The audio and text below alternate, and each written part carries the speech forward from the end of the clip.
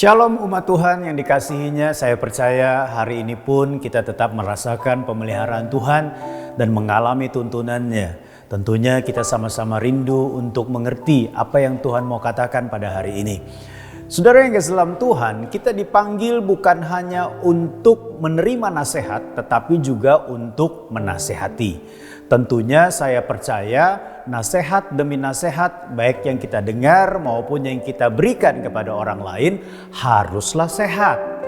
Nah saudara yang kasih dalam Tuhan, kenapa? Karena banyak sekali di dalam kehidupan nyata, bahkan di dalam contoh Alkitab, nasihat-nasihat yang tidak sehat ketika dilakukan mendatangkan kekacauan, mendatangkan berbagai macam pertentangan, mendatangkan kehancuran dan perpecahan. Tetapi kalau kita memiliki orang-orang yang mau menasihati kita dengan nasihat yang sehat, bahkan kita juga dapat memberikan nasihat yang sehat kepada orang lain, maka buahnya tentunya pasti mendatangkan kebaikan, perubahan, pemulihan, dan pembaharuan. Hari ini kita akan melihat bersama-sama di dalam Titus 1 ayat 5-16, saya akan bacakan ayat 13 sampai dengan 16 saja, di mana Titus diutus oleh Rasul Paulus untuk menggembalakan jemaat di Pulau Kreta.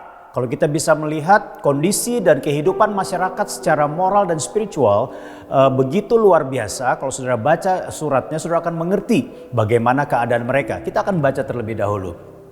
Ayat 13, kesaksian itu benar karena itu tegurlah mereka dengan tegas supaya mereka menjadi sehat dalam iman dan tidak lagi mengindahkan dongeng-dongeng Yahudi dan hukum-hukum manusia yang berpaling dari kebenaran. Bagi orang suci semuanya suci, tetapi bagi orang najis dan bagi orang yang tidak beriman suatu pun tidak ada yang suci. Karena baik akal maupun suara hati mereka najis. Mereka mengaku mengenal Allah tetapi dengan perbuatan mereka menyangkal Dia. Mereka keji dan durhaka dan tidak sanggup berbuat sesuatu yang baik.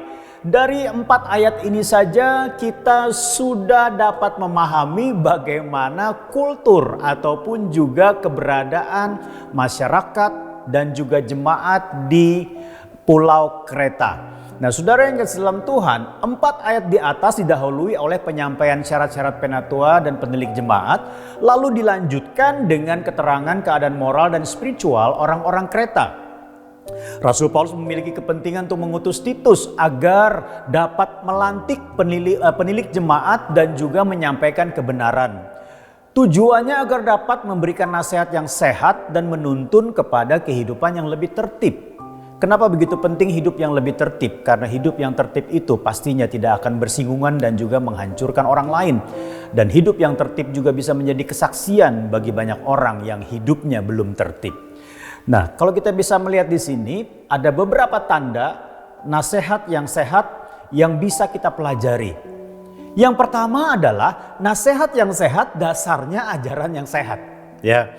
Kenapa? Karena tanpa ajaran yang sehat, saya percaya nasihatnya pun juga jadi nggak sehat, begitu saudara ya kan.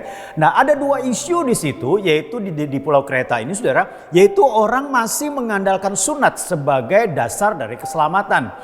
Dan ternyata sunat yang dikehendaki oleh Tuhan adalah bukan sunat lahiriah saja, tetapi sunat hati, yaitu berbicara tentang penanggalan kehidupan yang berdosa. Ini lebih penting daripada hanya mengkerat kulit katan. Tetapi mereka sibuk dengan tradisi ini dan mereka berkata ini lebih penting, ini perlu dilakukan. Karena apa? Ini juga menentukan keselamatan. Dan Titus punya tanggung jawab untuk menasihati mereka dengan ajaran yang sehat bahwa keselamatan datangnya dari iman kepada Yesus Kristus dan penanggalan tubuh yang berdosa ini, kebiasaan yang berdosa ini, tabiat yang berdosa ini. Ya, nah saudara yang kasih dalam Tuhan, kalau kita bisa melihat isu yang muncul juga adalah tentang ibadah, di mana mereka beribadah, di mana mereka sepertinya mengenal Allah, tapi justru mereka memungkirinya melalui perbuatan mereka. Jadi tepatlah seperti firman Tuhan katakan bahwa mereka hanya beribadah dengan mulut saja, tapi hatinya jauh dari Tuhan. Kemudian kalau kita bisa pelajari lagi, tanda nasihat yang sehat adalah nasihat yang sehat datangnya dari teladan yang sehat. Karena apa? Karena bukan hanya perkataan yang dibutuhkan, bukan hanya perkataan yang dapat membuat orang berubah, bukan hanya perkataan yang dapat mendatangkan pembaharuan, tetapi dibutuhkan teladan. Ada kalanya ajaran saja tidak cukup, dibutuhkan contoh atau teladan dalam melakukan ajaran itu. Teladan yang sehat tentunya datang dari ajaran teladan Kristus. Artinya ada orang yang menampilkan kehidupan Kristus di tengah-tengah orang-orang yang hidupnya tidak tertib. Memberikan teladan bukanlah perkara yang mudah karena saudara sedang melakukan firman Tuhan dan tentunya bukan perkara yang mudah. Tetapi satu hal yang kita bisa lihat bahwa dampak daripada keteladanan jauh bergaung dan menetap dalam batin orang ketika dibandingkan dengan hanya dengan perkataan saja. Ya, yang terakhir adalah nasihat yang sehat, buahnya iman yang sehat. Tentunya kalau kita mendasarinya dengan ajaran yang sehat, lalu kita memberikan teladan yang sehat, maka nasihat yang sehat itu mendatangkan iman yang sehat. Jika ajaran yang sehat dan teladan yang sehat diterima dan dilakukan dengan tekun, maka yang menjadi buahnya adalah iman yang sehat. Mari sebagai orang percaya, baik sebagai penerima nasihat maupun yang memberi nasihat, letakkanlah dasar dari ajaran yang sehat dalam hidup kita dan juga berikan teladan, terima teladan yang sehat berdasarkan teladan Kristus dan biarkan iman yang sehat juga tumbuh dalam kehidupan kita. Tuhan Yesus memberkati, mari kita berdoa. Bapa di surga, biarlah Tuhan baik sebagai penerima nasihat maupun orang yang menasehati, biarlah kami boleh tetap hidup di dalam ajaran yang sehat dan juga tetap hidup di dalam perilaku dan keteladanan yang sehat karena mentaati firman Kristus dan mengikuti teladannya. Sehingga lahirlah buahnya yaitu iman yang sehat kepada setiap orang yang melihat kami dan kepada kami yang menerima nasihat. Terima kasih Bapa di surga, terpujilah namamu, di dalam nama Tuhan Yesus kami berdoa. Amin. Tuhan Yesus memberkati.